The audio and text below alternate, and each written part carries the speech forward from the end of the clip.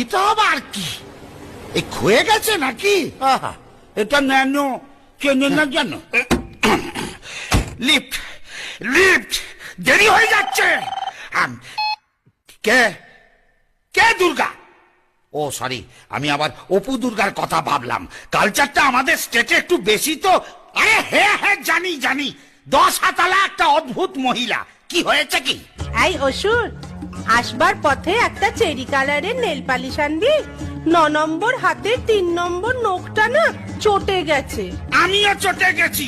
চ্যাংরামি পায়া হ্যাঁ, nail polish কিনে আনবো আমি? পয়সা দিয়ে দেবো, তার উপর ইনসেন্টিভ।